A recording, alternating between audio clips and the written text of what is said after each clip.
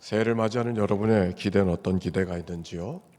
결혼하는 가정마다 주례할 때마다 제가 한 30분 정도 꼭 한 일주일 전에 면담을 하는데, 예전에 어느 한 가정에게, 결혼한 가정에게 물었습니다. 결혼하는 기대가 뭡니까? 그랬더니 금방 나오는 말이 우리 행복하게 살고 싶어요. 그래요.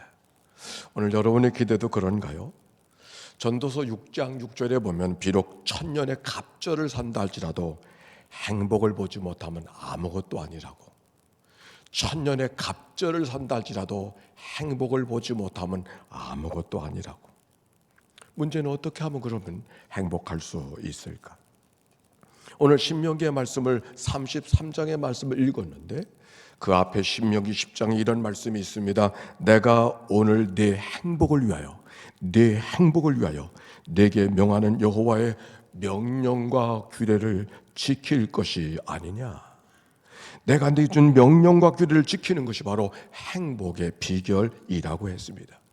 이어서 여호와를 경외하고 그의 도를 행하고 그를 사랑하여 마음을 다하고 뜻을 다하여 하나님을 섬기라. 그러면 네가 행복하게 될 것이라고 했습니다.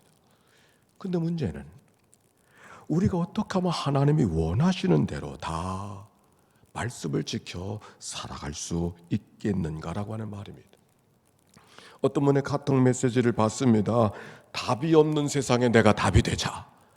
그러면 얼마나 좋겠어요? 답이 없는 세상에 내가 답이 되겠다고, 그게 그분의 결심이었습니다. 숙제는 여전히 풀어지지 않았습니다.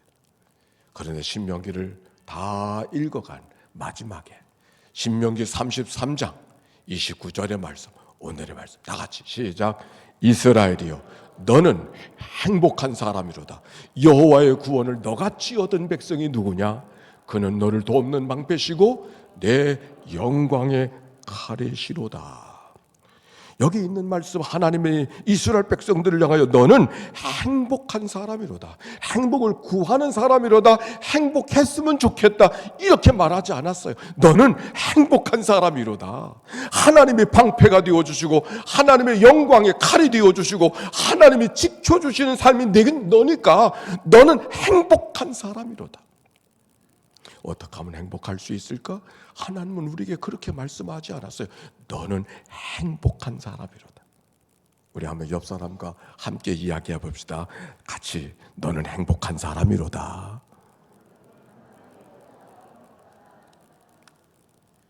아하, 행복은 무엇을 지켜서, 행복은 무엇을 해서, 행복은 무엇을 쥐어서 얻어지는 것이 아니로구나. 내가 행복한 사람이 되었음을 깨닫는 것이로구나. 행복은 doing의 문제가 아니라 being의 문제. 무엇을 함으로 얻어지는 것이 아니라 being, 존재가 행복한 존재가 되었음을 성경이 우리에게 말해주고 있습니다. 그런데 이 말씀이 신명기의 말씀만이 아니었다는 거예요. 우리가 잘 아는 팔복의 말씀을 우리가 지금 읽었지 않았습니까? 이 팔복의 말씀을 읽어보니까 똑같은 말씀이 성경 속에 기록이 되어져 있습니다. 우리가 짧게 한번 팔복을 찾아볼 겁니다. 자, 3절의 말씀 시작. 심령이 가난한 자는 복이 있나니 천국이 그들의 것임이요.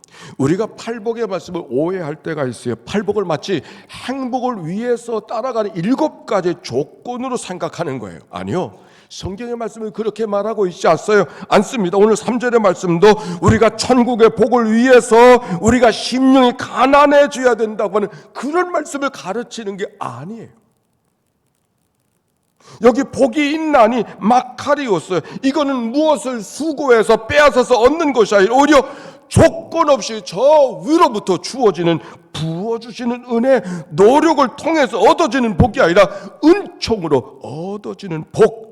그래서 공동번역에 보면 마음이 가난한 사람은 행복하다, 하늘나라가 그들의 것이다.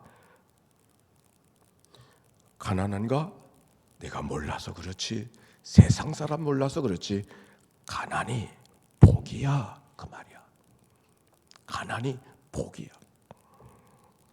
사실 가난이 복되다고 하는 이 말씀, 제발 가난 벗어나고 싶은데 가난이 복이라니 그럴 수 있는가? 여러분, 빛이 강렬함을 느끼는 것은 빛의 세기가 아니에요. 깊은 어둠의 자리에 빛은 더 강렬하게 느낄 수 있지 않습니까? 지금 도시의 빛에 가리워져서 도시의 빛 속에 가리워 하늘의 별빛을 보지 못하잖아요. 별빛이 없나요? 빛 속에 살고 있어서 그 빛을 볼 수가 없는 것과 다름이 없어요. 여기 심령이 가난한 자는 가진 것을 없애버리는 자, 아니 자기를 낮출 자가 되어지기만 하면 너가 천국이 얻어질 수 있어, 그런 말이 아니에요. 자신을 천한 자로, 세상에 자랑할 것이 없는 자로 자기를 깨달은 사람, 바로 그가 천국을 소유할 수 있다는 말이에요. 세상에 가진 것이 너무 많아서 이대로가 좋소 하는 사람은 천국은 가까이 있잖아요. 저 멀리 있는 거예요. 요한웨슬리 목사님이 세상을 떠날 때 했던 말이 기억나요. 가장 좋은 것은 가지고 있는 것이 다 버려지고 이제 생명마저도 나를 떠나는 시간, 가장 좋은 것은 하나님이 나와 함께 하심이라고. 가진 것이 너무 많고 가진 것이 너무 좋아서 가진 것이 너무 자랑스러운 사람은 천국을 취하고 싶어도 취할 수가 없어요. 천국은 말뿐이지 천국은 나와 상관도 없어요. 그렇잖아요? 심령이 가난해지는 자가 아니에요. 가난한 자, 그게 복이라고 3절을 말하는 거예요. 두 번째, 같이 시작. 애통하는 자는 복이 있나니 그들이 위로를 받을 것입니다. 여기 애통하는 자는 슬퍼하는 자, 눈물을 흘리는 자, 아니 죄를 짓고 눈물로 회개하면 그런 자를 말하는 것이 아니에요. 여기 애통하는 자는 절망할 수밖에 없는, 인생의 벽을 만나 통곡할 수밖에 없는 그의 삶, 그걸 말하는 거예요. 근데 말하기를 애통하는 자가 복이 있다고. 그게 복이라고. 애통이 복이라고. 그가 하나님의 위로를 받을 것이라. 하나님의 위로의 복. 위로의 복이라고 하면서 눈물을 닦아주는 것이 아닙니다. 적당한 말로 마음을 다독거려주는 그런 위로가 아닙니다. 위로, 함께 있음으로 따뜻해지는 것, 하나님의 나와 함께 하심을 경험하는 것, 그게 하나님의 위로인 거죠. 욥이 고난을 당했습니다. 친구들이 찾아와서 위로를 하려고 찾아왔습니다. 그들이 어떻게 위로해 주었습니까? 이런 말 저런 말로 위로해 주지 못했습니다. 밤낮 7일을 아무 말도 하지 않고 함께 욥이 앉은 자리에 옆에 앉아 있었다고. 그게 위로였다고. 욥기서 2장 13절의 말씀. 하나님의 위로, 다른 것이 아니에요.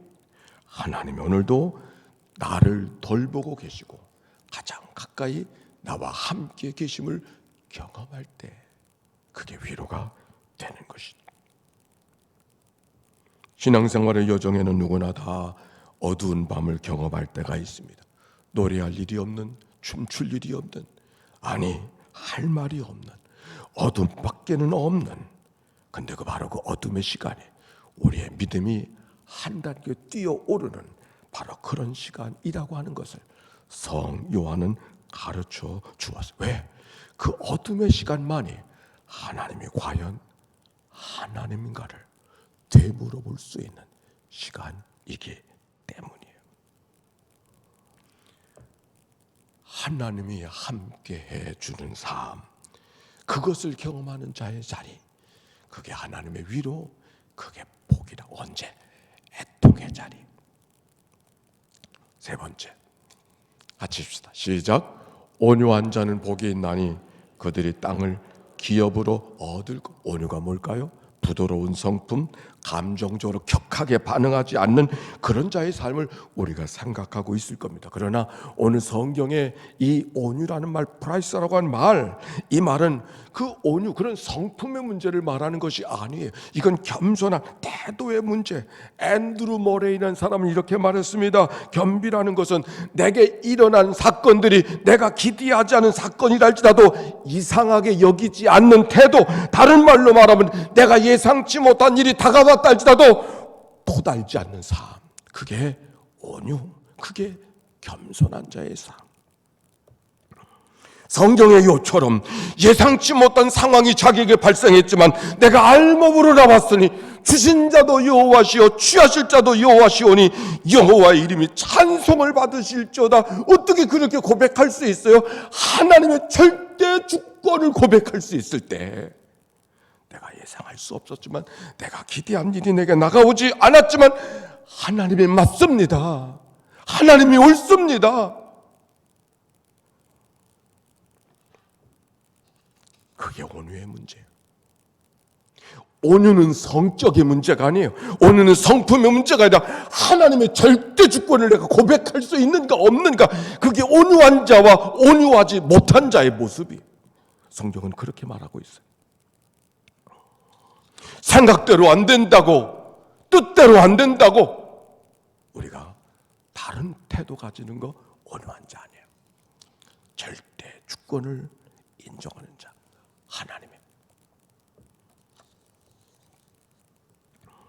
하나님은 온유한 자에게 복이 있나니, 그 온유, 하나님의 절대 주권을 인정하는 그 삶, 그의 태도가 그게 복이라고.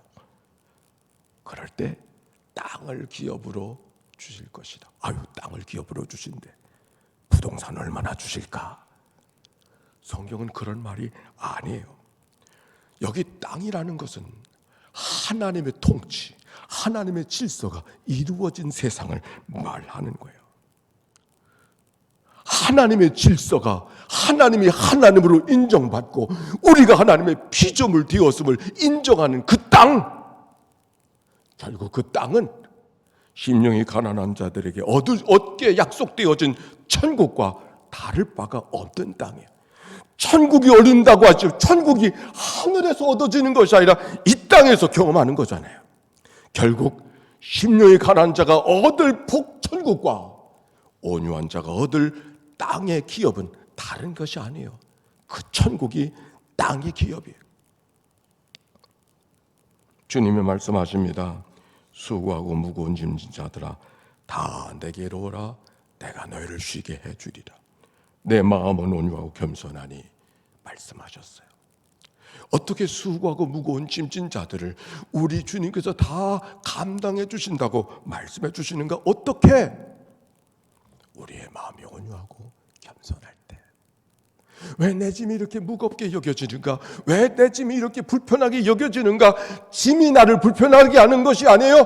하나님의 절대 주권을 인정하지 못하는 나의 모난 태도가, 온유하지 못한 마음이 짐을 무겁게 만드는 거죠. 온유가 무엇인가? 하나님의 통치가 이루어지는 자. 우리가 하나님 앞에 왜 기도해요? 하나님의 온유, 하나님의 통치를, 하나님의 주권을 인정하려고, 그런 삶을 살아내려고 기도하는 거잖아요. 그 다음 6절 갑시다. 시작.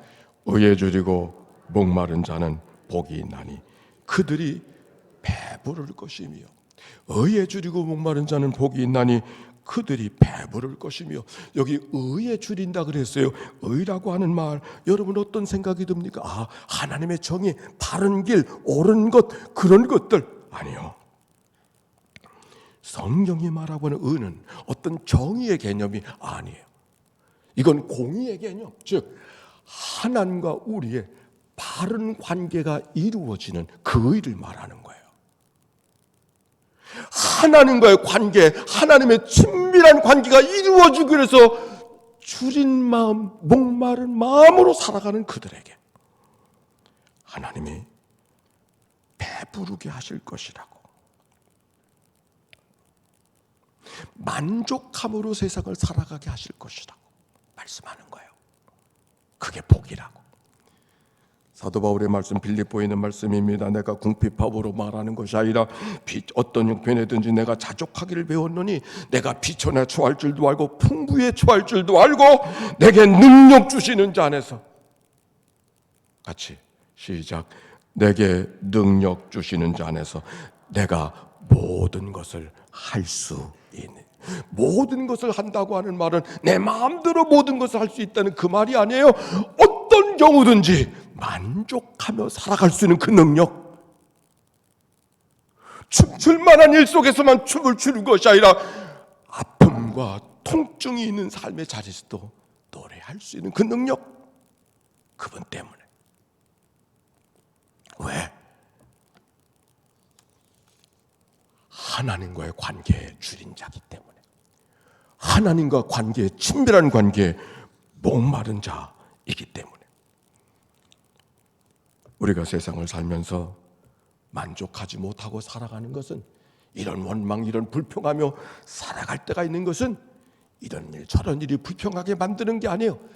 그분과의 목마름이 없어서 그런 거예요. 그분과의 줄인 심령이 안 돼서 그런 거예요. 여러분 그런 영화 보신 적 있나요? 사랑하는 자의 사랑 때문에 모든 것을 던져놓고 달려가는 그 여인의 모습. 그럴 수 있는 거죠. 사랑하는 자기 때문에 모든 것을 던지고 그분과 같이 가는 그 마음.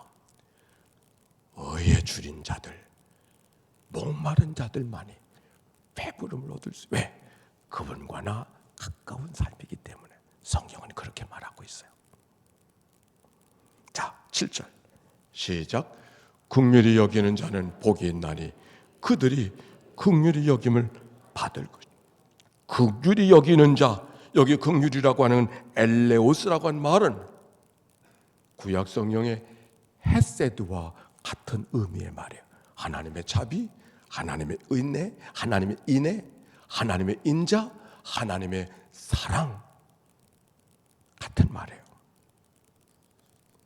누군가의 아픔을 치근히 여기고 공감하는 것으로 끝나는 것이 아니라 하나님의 마음으로 지속적으로 사랑하고 그 사랑을 실천하는 자의 삶, 긍휼히 여기는 자의 삶.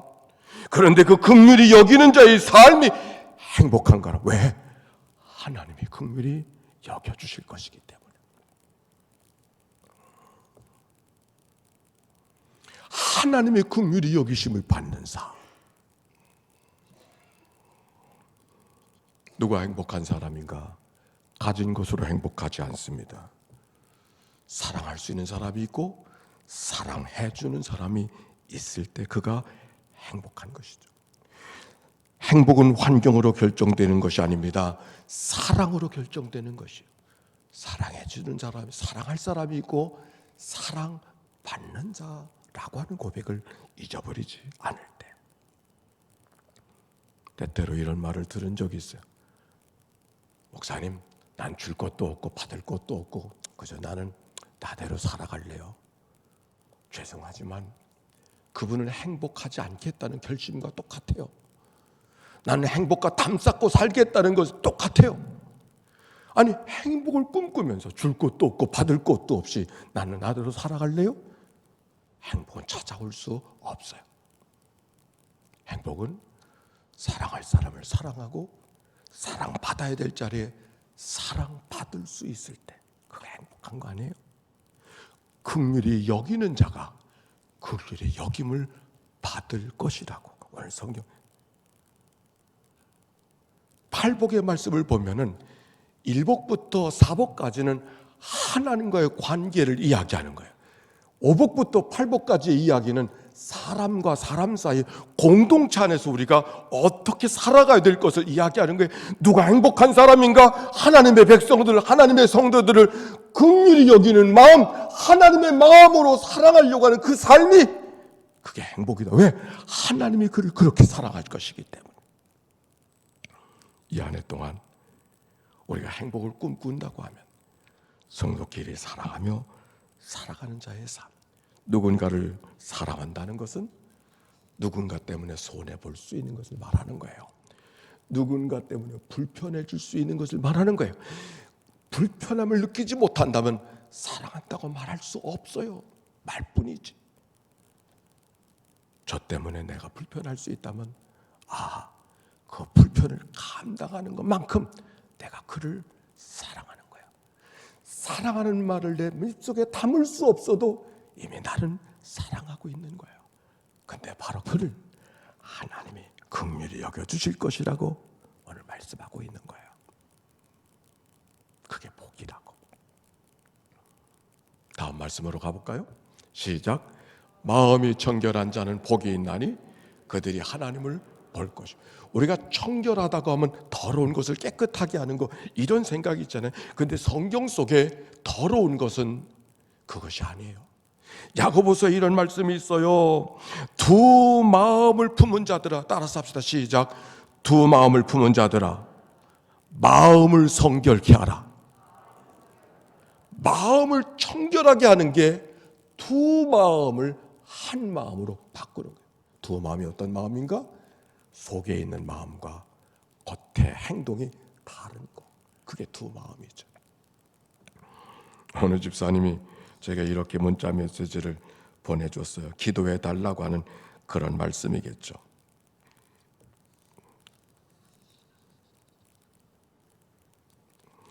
올해 저의 나태함이 나의 의지 앞에 꺾여졌으면 좋겠어요. 올해 나의 나태함이 내 의지 앞에 꺾여졌으면 좋겠어요.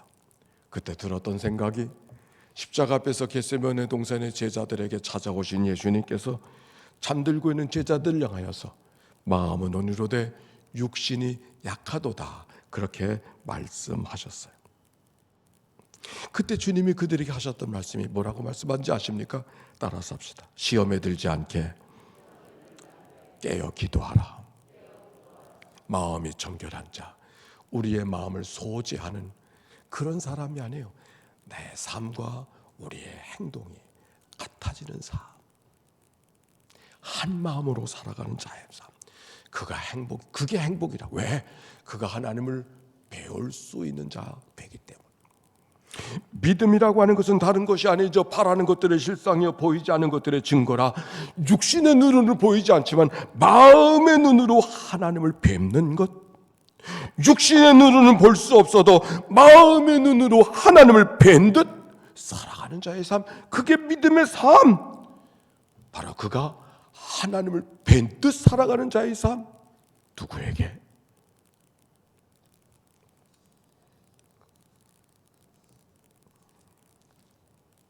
한 마음을 갖고 살아가는 자들에게 주시는 하나님의 축복을 여기서 말하고 있는 것이죠. 하나님과 동행하는 자의 삶.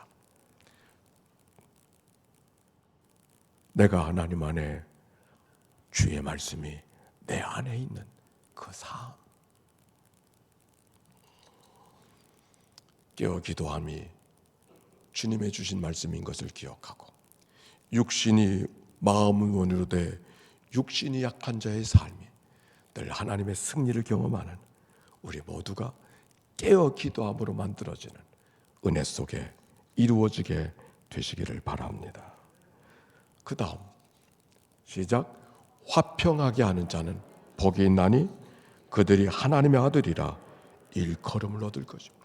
언뜻 이 말씀을 들으면 화목하게 살아가는 사람, 싸우지 않고 살아가는 사람, 다투지 않고 살아가는 사람, 친밀하게 살아가는 사람, 그들이 하나님의 복을 받을 것이라 그 말씀으로 들려지지만, 여기 평화라고 하는 의미는 우리가 생각하는 평화가 아니에요.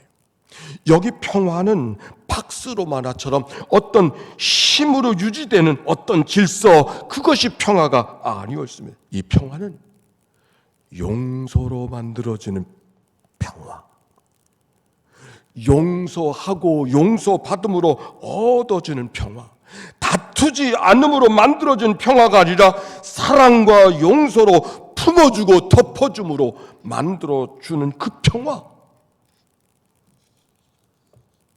바로 그럴 수 있을 때 그게 복이라. 왜?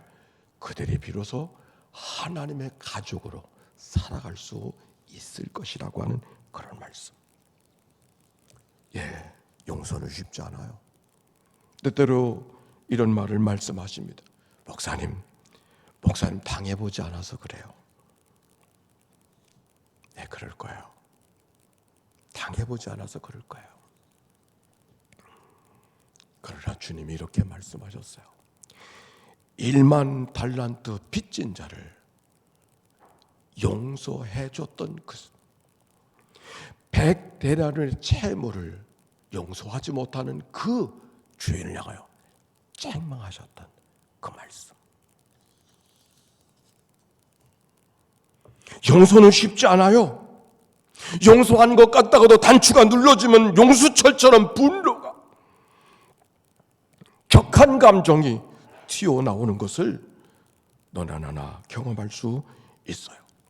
그러나 우리는 이미 1만 달란트의 빚을 용서받은 자라고 하는 사실을 잊어버리지 말아야 될 거예요.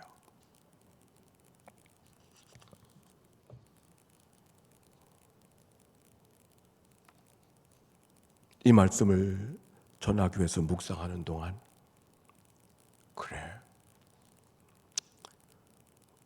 생각하는 것마다 죄뿐이고 행동하는 것마다 죄뿐인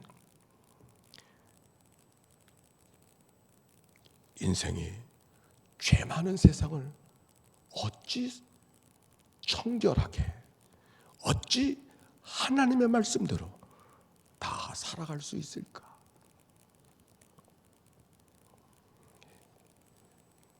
그럼에도 불구하고 용서받은 자로 우리를 구속해 주신 하나님의 은혜가 이미 우리가 무엇을 했기 때문이 아니라 이미 우리가 그 은혜 속에 있음을 기억하고 살아갈 수 있는 것이 얼마나 큰 은혜인가. 그렇지 않은가요?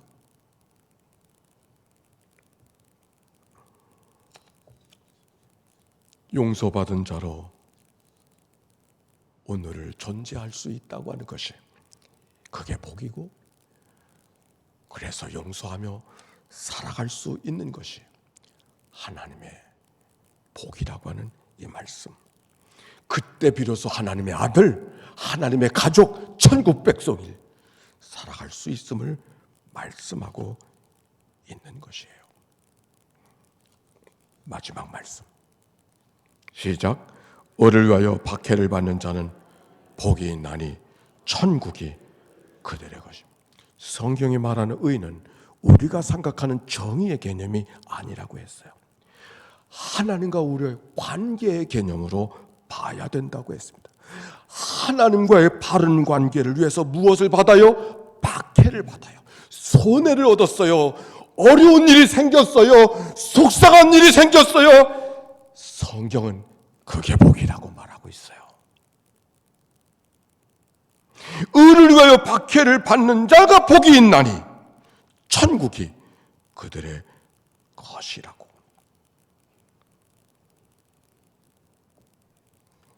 오늘 살아가는 여러분의 삶은 어떤 삶을 살아가고 있습니까? 오늘 성경이 말하고는 복이라고 말하는 가난, 복이라고 말하는 애통, 복이라고 말하는 주림, 복이라고 말하는 목마름, 복이라고 말하는 박해, 그게 무슨 복이에요? 그런 복은 취소해 주세요. 아마 그런 마음을 갖고 있을지 모르겠어요. 그런데 여러분, 왜 그런 마음이 드는가? 우리는 너무 많은 것을 갖고 살기 때문에 그래요. 오늘 성경에 있는 말씀, 예수님이 말씀하실 때 가난, 예수님이 말씀하실 때 애통, 예수님이 말씀하실 때 주림, 예수님이 말씀하실 때 박해, 박해를 받게 되면, 가난하게 되면, 애통하게 되면 그럴 필요도 없는 세상. 그들은 이미 가난했어요. 그들은 이미 통곡하는 세상을 살고 있어요. 그들은 이미 주님이 그 한복판에 살고 있어요. 그들은 이미 박해 현장 속에 살고 있어요. 성경은 그때 주신 말씀이에요. 요세퍼스라고 하는 사람이 쓴 유대 전쟁사라는 글이 있어요. 예수님이 세상을 떠나가신 다음에 1세기 후에 주후 66년에 이스라엘 백성들 예루살렘이 로마의 군대로부터 멸망을 당하고 그때부터는 유대 나라가 없어졌어요. 그때부터는 디아스포라예요. 3년 동안에 포위하고 있다가 토성을 쌓고 들어가는 바람에 꼼짝없이 예루살렘이 멸망하게 되어졌어요. 바로 그때의 사건이, 다른 동네는 마사다의 사건이 일어났던 거예요. 로마 군들이 예루살렘에 입성하고 나서 깜짝 놀랐어요. 왜? 그 성에 들어가 보니까 그 성에는 어린아이들이 없는 거예요. 어린아이들이 없는 것에 깜짝 놀랐어요. 왜 그랬을까요? 다 잡아먹은 거예요. 다 잡아먹은 거예요. 음식으로 먹을 수밖에 없었던 그들의 삶의 상황.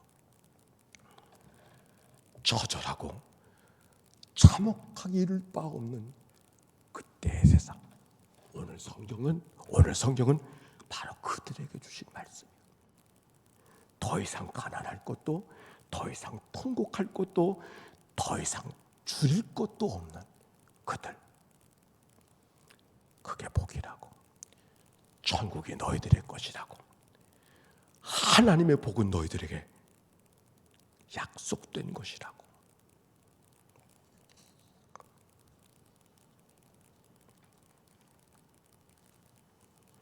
새해를 맞이하는 오늘 우리의 마음은 어떤 마음인가요? 하나님을 기쁘시게, 교회를 행복하게. 좀 더 행복했으면 좋겠는데 왜 내 삶이 이런가?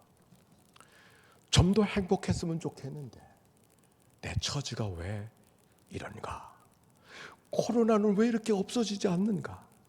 그런 마음으로 오늘 첫 예배를 드리는 분이 계시나요? 행여 우리의 마음이 그런 마음뿐이라면 코로나가 없어져도 행복은 찾아오지 않을 거예요. 오늘 성경 신명기의 말씀, 이미 내가 행복한 사람이라고 말해요. 왜? 하나님이 너의 구원자가 되시고, 하나님이 너의 방패가 되어주시고, 하나님이 너를 지켜주시는 하나님이시기 때문에 너는 이미 행복한 사람이라고.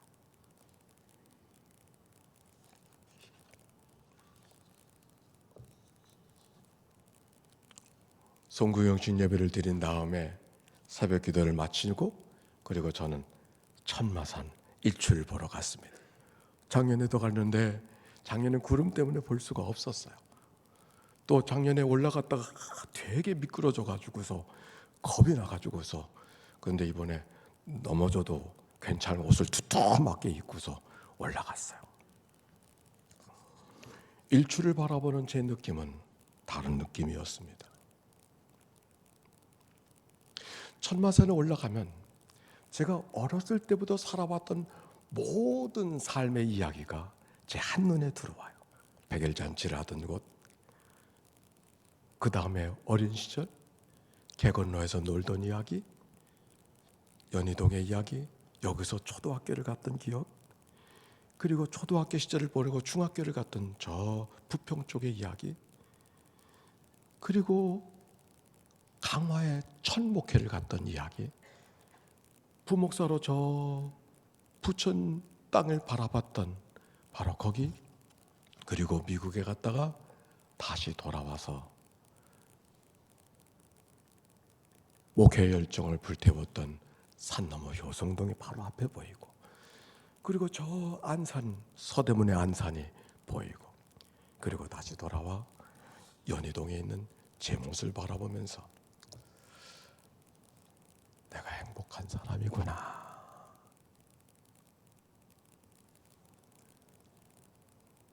2022년을 맞이하는 저의 마음은 좀 다른 마음이 있었어요. 왜냐하면 제 모든 이메일 주소는 2022이에요. 왜 그런지 아세요? 목회 여정의 마지막 해가 바로 그때이기 때문에, 그 해를 어떻게 살아갈 때 될 것인가, 그때까지를 다짐하고 지나온 삶을 살아왔던 그 해의 첫날을 맞이하는 제 마음은 남다른 마음이 있었어요. 내가 행복한 사람이구나, 그런 생각을 가지면서 지나온 삶의 이야기를 생각해 봤어요.